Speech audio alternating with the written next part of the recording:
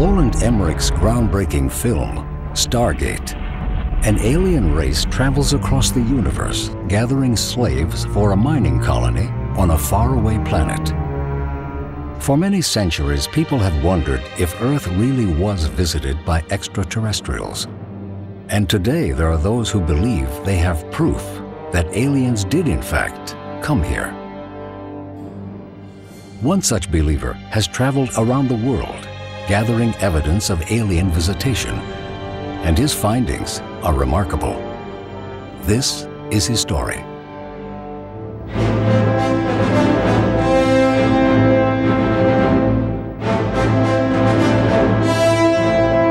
Erich von Däniken was born in Switzerland in 1935. Educated at exclusive private schools, he had the chance to meet students from all over the world.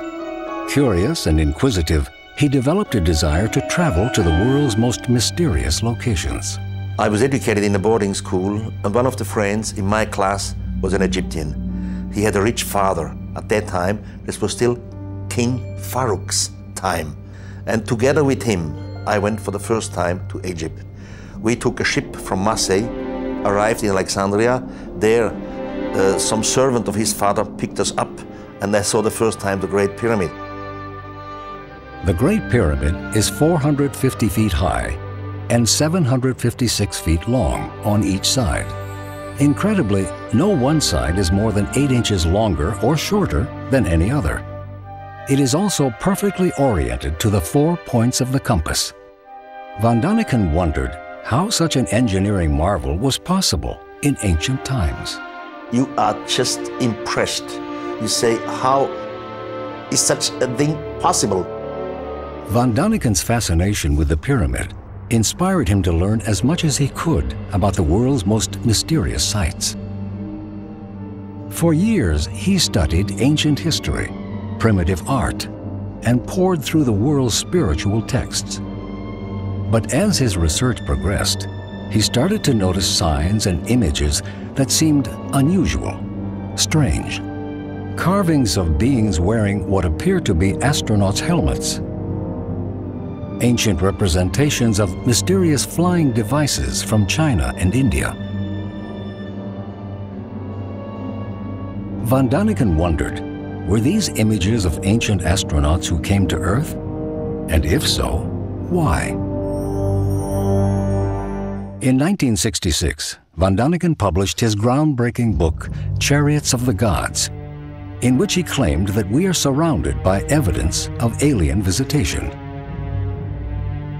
To begin, von Däniken shunned the belief that the pharaoh Cheops built the Great Pyramid. According to Egyptian historians, the Great Pyramid was constructed before the Great Flood. The gods descended from the sky. The most intelligent of our forefathers, according to ancient Egypt, was called Chariot. These teachers from heaven taught him how to write. They dictated him books. Then they told him that the Great Flood would come, destroy mankind. Now Chariot impatiently asked that they would permit him to construct a building, because he wanted to put in this building all his books. So Chariot constructed the pyramid. He made many small rooms in there, and in these rooms he put his books. And by the end he made the pyramid waterproof by covering all the stones with another layer of stone. So this is Arabian history. In our Western world, nobody believes a word of it. Researcher Georgios Soukalos agrees that the pyramid was not built by Cheops. The greatest accepted theory today is that Cheops built the pyramid in 22 years. If I were a tyrant, which Cheops is said to have been, wouldn't it be obvious that every square inch of the insides and the outside of the pyramid would have my name plastered all over it?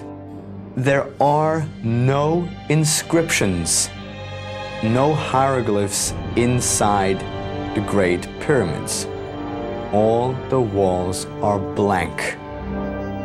Inspired by his findings in Egypt, Von Daniken traveled to Mexico, where he discovered that many of the ancient ruins are also pyramids. The first time I was in Mexico, I was of course in Teotihuacan, which is just about 50 kilometers away from Mexico City. And it is an incredible, impressive archaeological site with huge pyramids. When Von Daniken studied the arrangement of the ancient buildings at Teotihuacan, he made an extraordinary discovery. All the buildings on the main street of Teotihuacan are not standing there in coincidence, but they are a model of our solar system. It really turns out that Teotihuacan is a small scale of our solar system, including the planets Uranus, Saturn, and Pluto. But Pluto was not discovered until 1930. How did the ancient architects of Teotihuacan know of its precise location within our solar system? Von Daniken believes that aliens incorporated the astronomical information into the sites so that we would have to question how it was done. And that's exactly what they wanted to do. They do it in ruins, they do it in old traditions, in holy books, so that the future generation, thousands of years in the future, must come up with the question, have we been visited by beings from outer space? And that's the point where we are. All of these monuments, the pyramids of Giza, Stonehenge, Teotihuacan in Mexico, all of these monuments are signs. They are messages. Messages for a generation who has eyes to see and a brain to think, and who has the knowledge to decipher the message. In the Mexican city of Palenque, Von Daniken discovered an image that, to his eyes, offered even greater proof of alien visitation. Discovered in 1949, this ancient tomb is covered by a large stone tablet.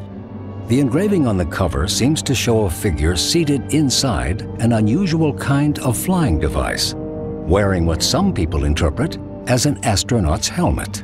On this tombstone, you have an incredible engraving. There is a man sitting, bending forward, almost like a motor racing cyclist. He uses his hands to manipulate control. Directly on his nose is something like a mask. Were our ancestors showing us a device that alien visitors used for their journey to Earth? Flying machines similar to those we have invented thousands of years later? As we begin our exploration of space, are we repeating an event that already occurred thousands of years ago? But perhaps the most thought-provoking of the world's ancient sites are the Nazca lines of Peru. Ground carvings of such enormous scale that they can only be seen from above. We have been flying with a small aircraft over Nazca, and it is extremely impressive.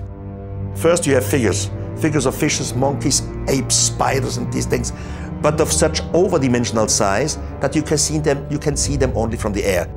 The second thing you see are lines, but the longest of it is 23 kilometers long. How do these lines get here? Von Daniken believes that the oldest lines were created by spaceships as they glided over the desolate landscape. Of course, their flying machines left traces behind, like a wagon would leave traces from its wheels behind. Von Daniken believes that the early Peruvians then reinforced the lines so that future generations would know of their ancestors' visitors. But what about the mysterious animals? What was their purpose? Later on, a priest may have a good idea. He may suggest, well, why are these beings not returning? Why are they not coming down? Well, we have to show them that we are here, that we have sacrifices for them, and now in the midst of the lines, they start to make gigantic figures. Why would an ancient civilization create carvings that could only be seen from miles above? Von Daniken is convinced that extraterrestrials flying over the Andes Mountains were the first to admire these works of ancient art. From the world's largest pyramids to the smallest ancient carvings, Von Daniken believes the message is clear. aliens were once among us. There is an old promise given by the extraterrestrials to our forefathers that in the far future they will return. And I'm absolutely confident they will return.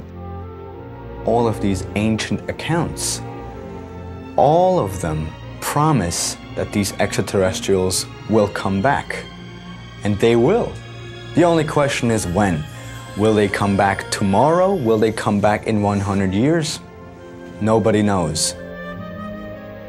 The universe is filled with an incalculable number of stars, each functioning as a sun with its own set of revolving planets. In this infinite universe, can we really be certain that Earth is the only planet ever to have sent a mission into space?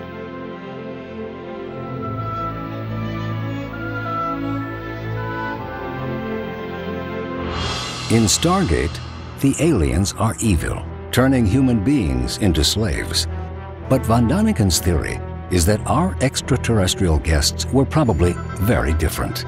If there really was a Stargate, he believes that they came instead to teach us and even help create our planet's greatest wonders.